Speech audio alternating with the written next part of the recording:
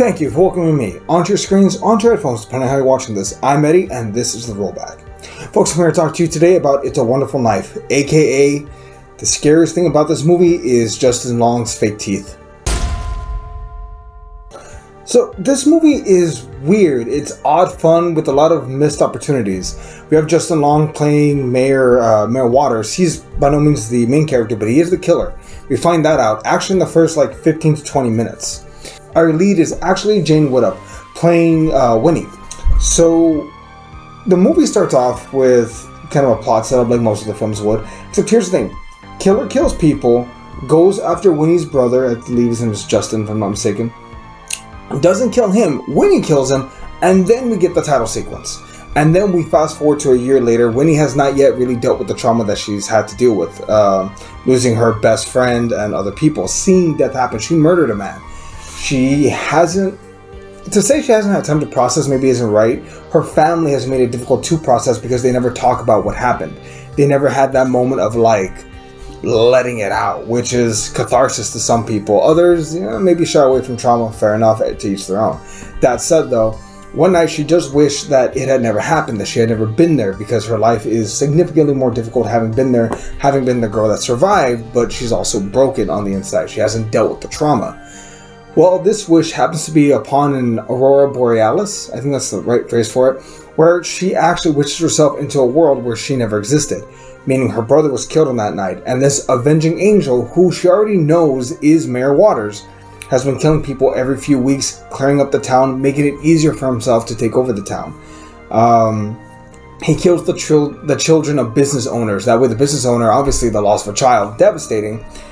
Their business gets sold, for pennies on the dollar to Waters.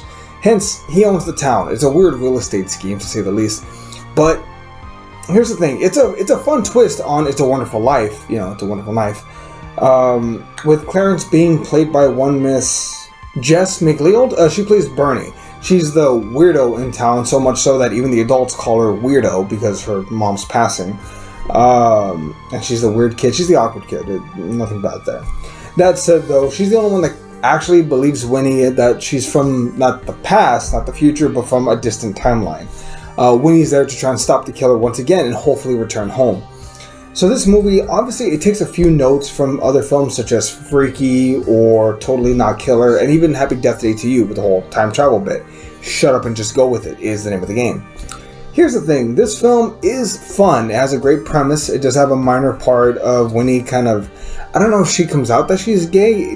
It's never distinctly said. She just likes someone who happens to be a girl, Bernie. It's not treated like a big deal, which again, smart, that's actually a good thing. The central message of this film, at least from what I can take from it, is fuck the rich guy that would literally kill other people just to get more power. Fuck that dude. This movie actually is funny in some certain parts. It shows a broken family in certain parts. It's just, I feel like the movie was going great, and I'm not sure if that was because of the writer's strike or what happened. Because in the third act of the film, after they realize, to start, spoiler alert in 3, 2, Winnie's dad actually is the initial killer. Not the initial killer in the original, but when she attacks the avenging angel, turns out it's her dad in disguise. Turns out Henry Waters is somehow controlling everyone in the town or manipulating them to do his bidding.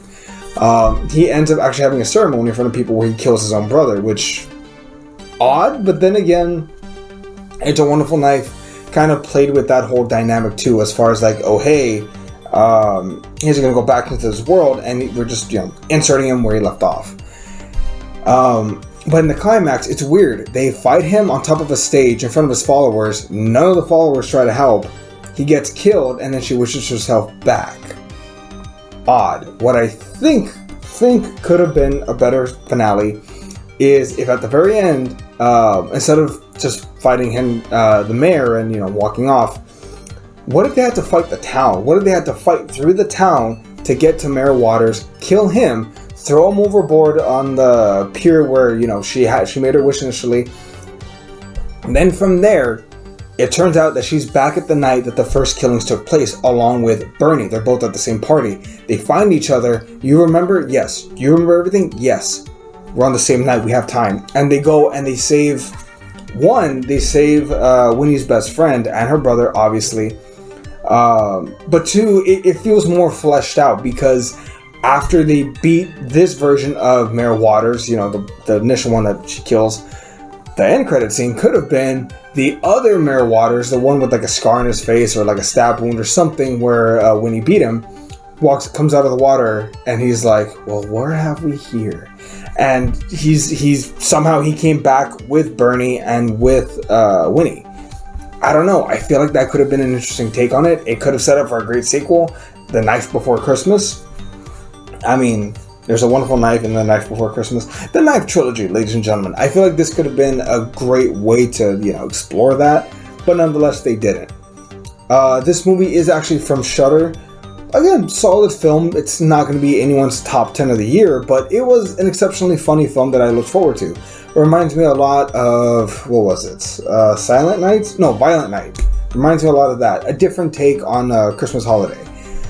I like it. Again, the slashers taking place during Christmas or having a different take on an original story, I can enjoy it. I can dig it. This one, it's a positive. Is it the best film in the world? No, but not all of these are going to be. This is just dumb, stupid slasher fun for the sake of being a dumb, stupid slasher film. It's pretty light also. It's only about an hour and a half, so you can definitely knock this out, hanging out with your friends, maybe drinking, enjoying yourself. This movie is definitely a B. It's not amazing, but it's not bad either. It's a B. Maybe hopefully they get a sequel. They can explore things. I like the characters enough for them to do so let's find out. With that said, what did you think of It's a Wonderful Knife? Go ahead and comment down below. We greatly appreciate it, and we'll catch y'all later. We'll see everybody.